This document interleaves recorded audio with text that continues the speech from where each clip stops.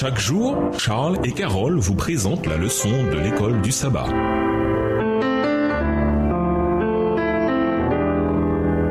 Bienvenue dans votre émission Dieu nous parle. Nous voilà la leçon de dimanche, la fidélité infatigable du Seigneur. Lisons le psaume 78. Quelles sont les trois époques historiques mises en évidence dans ce psaume? Quelles leçons récurrentes Asaph tire-t-il de chacune d'elles? Psaume 78, cantique d'Asaph. Mon peuple, écoute mes instructions, prêtez l'oreille aux paroles de ma bouche. J'ouvre la bouche par des sentences. Je publie la sagesse des temps anciens. Ce que nous avons entendu, ce que nous savons, ce que nos pères nous ont raconté, nous ne le cacherons point à leurs enfants. Nous dirons à la génération future les louanges de l'Éternel et sa puissance et les prodiges qu'il a opérés. Il a établi un témoignage en Jacob. Il a mis une loi en Israël et il a ordonné à nos pères de l'enseigner à leurs enfants. Verset 6. Pour qu'elle fût connue de la génération future des enfants qui naîtraient et que, devenus grands, ils en parlassent à leurs enfants, afin qu'ils missent en Dieu leur confiance, qu'ils n'oubliassent pas les œuvres de Dieu et qu'ils observassent ses commandements, afin qu'ils ne fussent pas comme leurs pères, une race indocile et rebelle, une race dont le cœur n'était pas ferme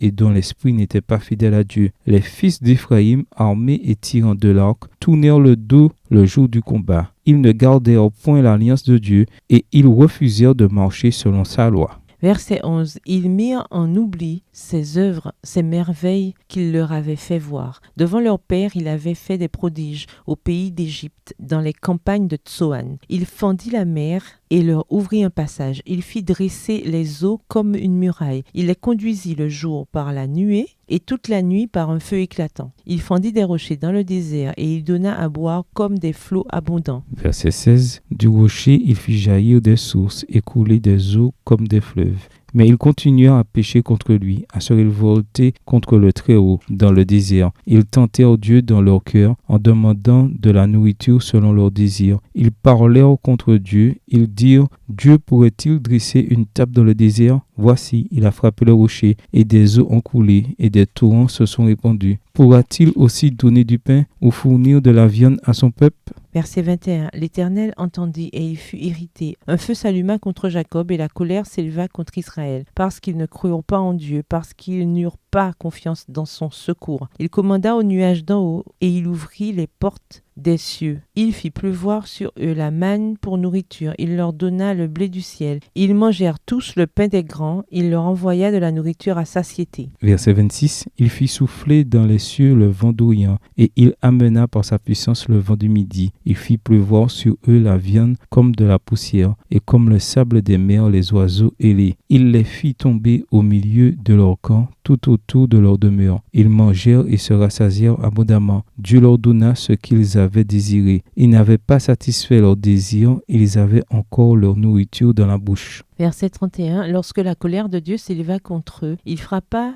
de mort les plus vigoureux. Il abattit les jeunes hommes d'Israël. Malgré tout cela, ils continuèrent à pécher et ils ne crurent point à ses prodiges. Il consuma leurs jours par la vanité et leurs années par une faim soudaine. Quand il les frappait de mort, ils le cherchaient. Ils revenaient et se tournaient vers Dieu. Ils se souvenaient que Dieu était leur rocher, que le Dieu très haut était leur libérateur. Verset 36. Mais ils le trompaient de la bouche et ils lui mentaient de la langue. Leur cœur n'était pas ferme envers lui et il n'était pas fidèle à son alliance. Toutefois, dans sa miséricorde, il pardonne l'iniquité et ne détruit pas. Il retient souvent sa colère et ne se livre pas à toute sa fureur. Il se souvint qu'il n'était que chair, un souffle qui s'en va et ne revient pas. Que de fois ils se révoltèrent contre lui dans le désert, que de fois ils l'irritèrent dans la solitude. Verset 41. Ils ne cessèrent de tenter Dieu et de provoquer le Saint d'Israël. Ils ne se souvinrent pas de sa puissance, du jour où il les délivra de l'ennemi, des miracles qu'il accomplit en Égypte et de ses prodiges dans les campagnes de Tsoan. Il changea leurs fleuves en sang et ils ne purent en boire les eaux. Il envoya contre eux des mouches venimeuses qui les dévorèrent et des grenouilles qui les détruisirent. Verset 46. Il livra les récoltes aux sauterelles, le produit de leur travail aux sauterelles. Il fit périr leurs vignes par la grêle et leurs sycomores par la gelée. Il abandonna leur bétail à la grêle et leurs troupeaux au feu du ciel. Il lança contre eux son ardente colère, la fureur, la rage et la détresse. Une troupe de messagers de malheur. Il donna libre cours à sa colère. Il ne sauva pas leur âme de la mort. Il livra leur vie à la mortalité.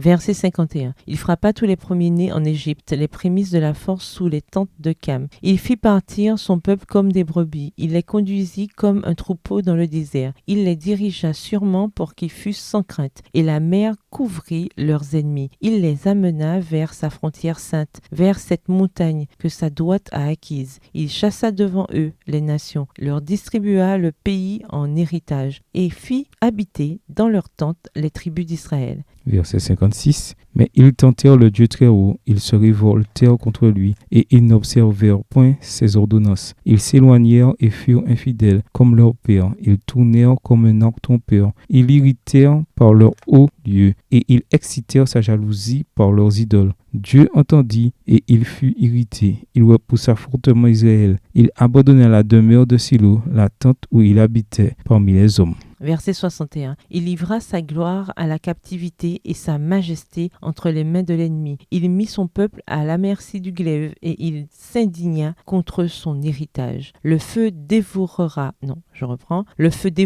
ces jeunes hommes et ces vierges ne furent pas célébrés. Ces sacrificateurs tombèrent par l'épée et ces veuves ne pleurèrent pas. Le Seigneur s'éveilla comme celui qui a dormi, comme un héros qui a subjugué le vin. Verset 66. Il frappa ses adversaires en fuite. Il les couvrit d'une opprobre éternelle. Cependant, il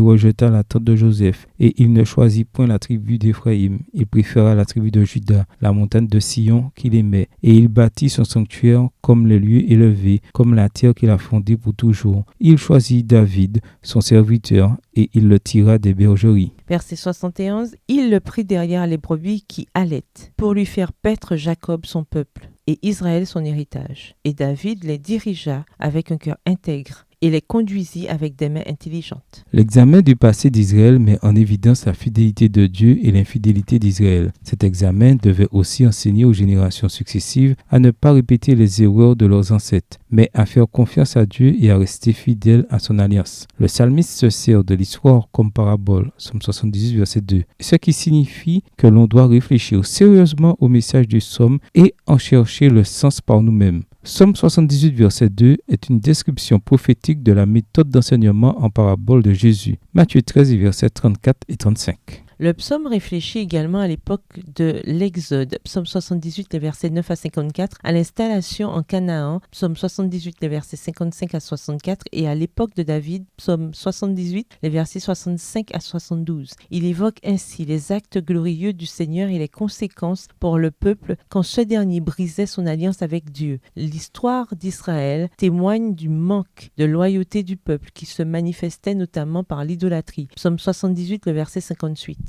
Le psalmiste met l'accent sur l'infidélité d'Israël. Ils ont oublié ce que Dieu a fait pour eux, n'ont pas eu confiance en Dieu, l'ont mis à l'épreuve. Psaume 78, versets 18, 41 et 56. Ils se sont rebellés contre lui et n'ont pas observé sa loi, son alliance et ses préceptes. Psaume 78, versets 10, 37 et 56. En soulignant ces formes particulières d'idolâtrie, le psalmiste sous-entend que le rejet d'Israël dans l'histoire a été la conséquence d'un péché clé, à savoir l'incapacité du peuple à faire confiance à Dieu. Psaume 78 et versets 7 et 8. Quand on lit le psaume, on ne peut qu'être bouleversé par l'entêtement constant du peuple et son aveuglement spirituel, contrairement à la patience et à la grâce infinie du Seigneur. Comment chaque génération pouvait-elle être si lente à comprendre? Comment chaque génération pouvait-elle être si lente à apprendre?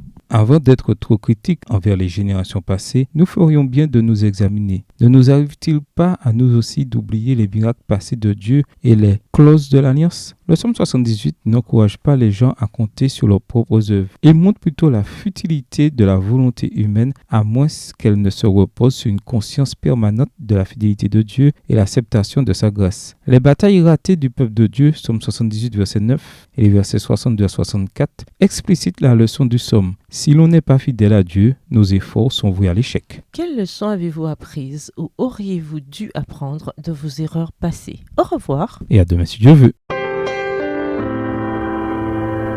Dieu nous parle.